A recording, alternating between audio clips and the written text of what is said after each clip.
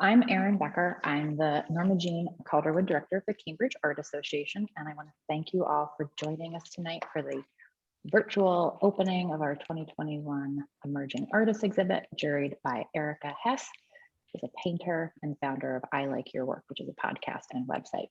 Fun story, Erica was supposed to jury this show last summer, but then, the pandemic happened, and then she also happened to have a child. So we're really thankful that she agreed to do it in 2021. And I'm so thankful that she can join us here tonight online from Ohio. During tonight's event, we will share a recorded tour of the exhibit, followed by a slideshow of all of the artworks included, both in person and online. We will hear from our juror, Erica Hess, and we'll have an award presentation with brief comments from each of the prize winners. Before the end of the event, we'll have time for breakout rooms where you can socialize with the participating artists and each other. And this is probably the last one of these fully online events we're going to have. So I want to thank you again for being here with us tonight. Before we do get started, I want to remind everyone to remain muted during the speaker portions of the event. You can use the chat box, you'll see at the bottom of your screen, to let us know where you're joining from, if you're here supporting one of the artists, or if you are one of the participating artists. You can also click on the blue Everyone button and drop down and chat directly with any of the other participants. This event will be recorded and will be posted on CAA's YouTube channel next week. And if you do have any questions during the artist talks, please just put them in the chat. I am flying solo tonight, so I will be moderating that during the Q&A. As we begin, I want to take a moment to acknowledge the land that we're gathered on, both literally and virtually. And tonight I'm joining you from the unceded lands of the Massachusetts people. As an organization, the Cambridge Art Association acknowledges the painful history of this territory, and we honor and respect the many diverse Indigenous peoples still connected to this land on which we gather. And so now we're going to watch the exhibition video. Red Robin in 1988. Okay, and if everyone can just remain muted, if you don't know how to mute yourself, you just press the little microphone thing and mute. Thanks so much. Nope, that's the wrong thing. There we go. Sorry, just bear with me for one moment.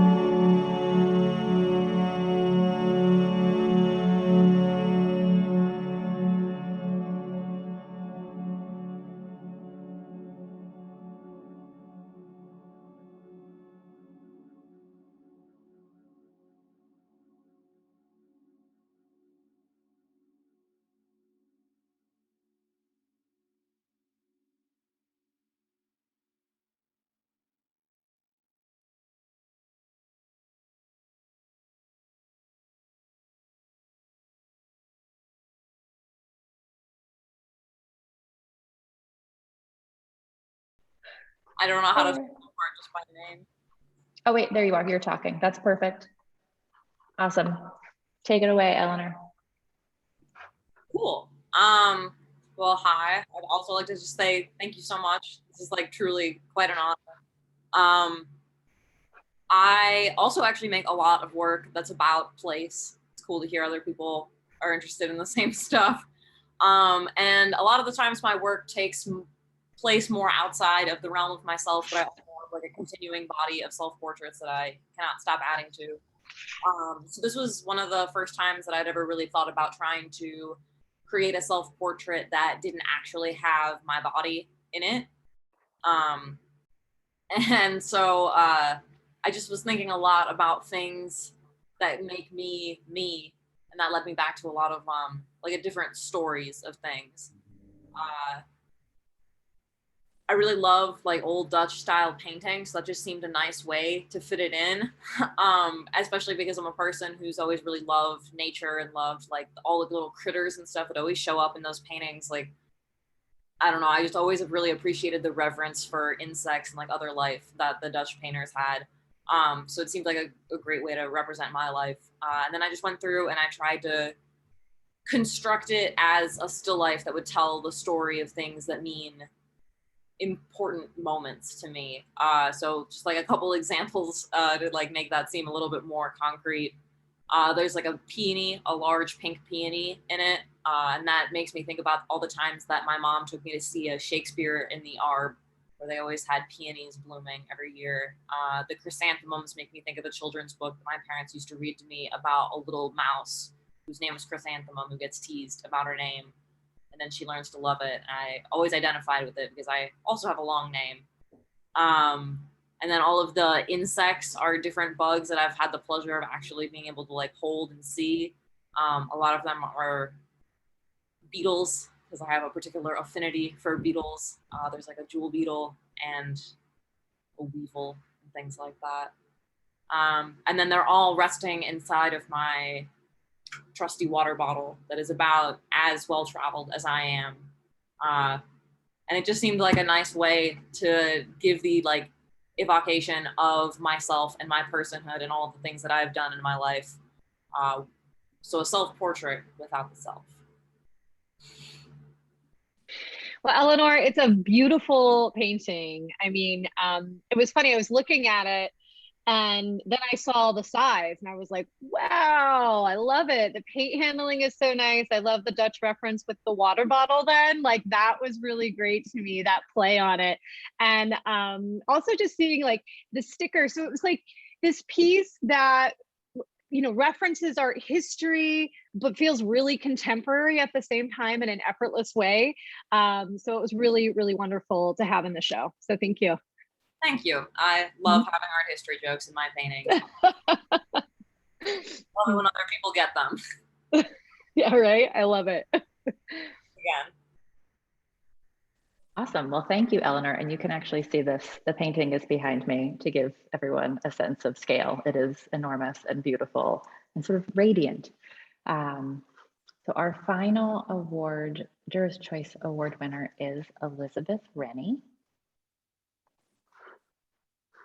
And Elizabeth, you are now spotlighted. Here I am. Well, I don't even know where to start. First, I'll say thank you so much, Erica. I am beyond humbled to not only be in this exhibition, but to have gotten an award. I like this idea of thinking of reemerging that you were speaking of, because to get to my work to this point has been a long journey. So to be in this exhibition is just insane. A lot of my work focuses around mental health and speaking and thinking about how I can present myself and talk about those experiences. So this piece in particular, I was thinking a lot about how do I, you know, structure myself? How do I build myself together and hold myself together, which I don't think has been easy for anyone in this last year. And I was just thinking of all the ways to represent that. So sometimes it's sturdy, sometimes it's not. It doesn't look like it could hold itself together, but it can. It looks chaotic, but it's actually beautiful. It can be vibrant, but it looks like it could be attacking you, but it's actually okay. And then like just playing into the words, I do use a lot of typography in my work. So I wrote, could we ever, and if you look in closely to it, it's just a bunch of things like playing into that, you know, my mind scattered. So I think a lot about just random stuff. So I wrote under it, like, could we ever love each other? Could we ever find ourselves? Could we ever travel to the moon? Just a bunch of random things that I'm sure we all have those weird moments of thinking to ourselves. But in a lot of ways, I like the idea of thinking about this as a self-portrait as well, but it's a self-portrait of my mental self. So yeah, but again, thank you so much for recognizing this piece. You have no idea what it means to have this piece in this exhibition and have it be seen the way that it's being seen. So thank you.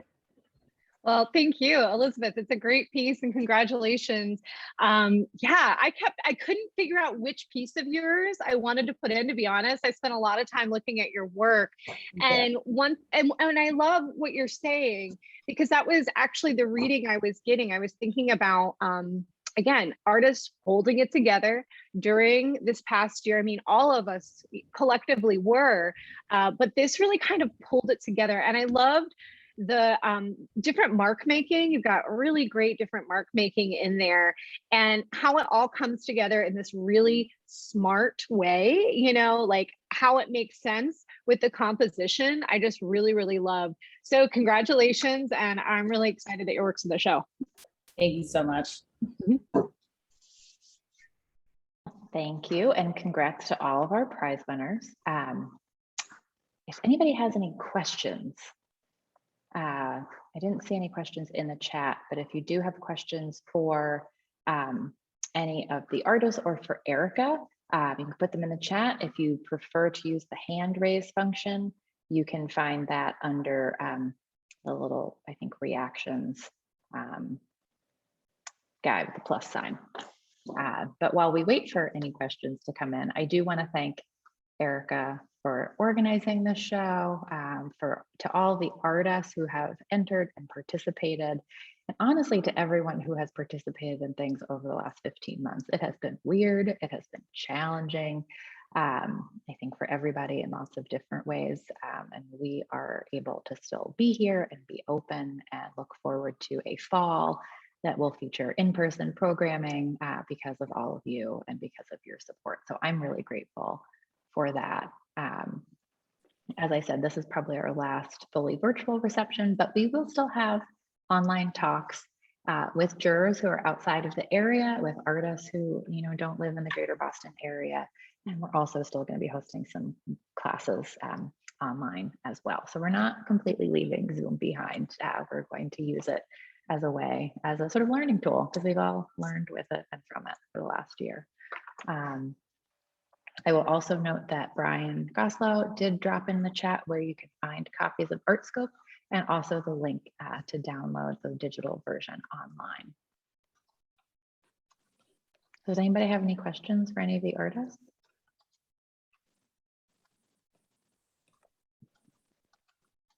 Oh, wait, one just came in.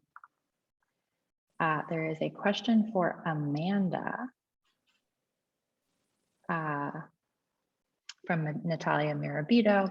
Natalia says, beautiful narrative and layers of thought in your work. Any advice to artists who are new to constructing narrative around their work? And I will spotlight you. Wow. Okay. Well, I think for me, my painting just comes out of painting, like a lot of painting. I'm putting together another talk right now for an art school I'm going to next week, where I'll be for a month, an artist in residence. And I think it's just about making, like I'm looking back at my work from before grad school, from grad school. Then I went to Australia and I made some really weird work about diving. And, I totally went into abstraction and then decided when I moved back to the US, like I want to paint from life. And I studied with George Nick and I just kept going to the studio and making work. So I'm not really a conceptual person. I'm just like, I paint from life. I love looking. I love responding. And I think it's just a lot of work. And like, if you put in the hours, you'll find the narrative. I think it just comes for me. I think other people, the thoughts and the thinking about the work definitely comes first. But that's just my experience. And I think that's the joy of it too. It's like everyone's path is so different. So you'll figure it out. Just keep making and going to the studio or wherever you work. Cool, thank you. Oh wait, there's another, oh, Natalia says thank you. All right, if we don't have any more questions, we are going to open up breakout rooms so we can socialize and meet and greet for a little while. We are open for business until 7:30, and you'll have the chance to sort of interact with each other directly and also ask the artists in your room some questions. So when the breakout rooms open, and I am not like the breakout room pro, obviously, if you would like to leave, you are more than welcome to leave. I know not everybody likes the breakout room situation, but when the rooms open, you'll see a little thing pop up on your screen and you just follow the link there to join whatever room.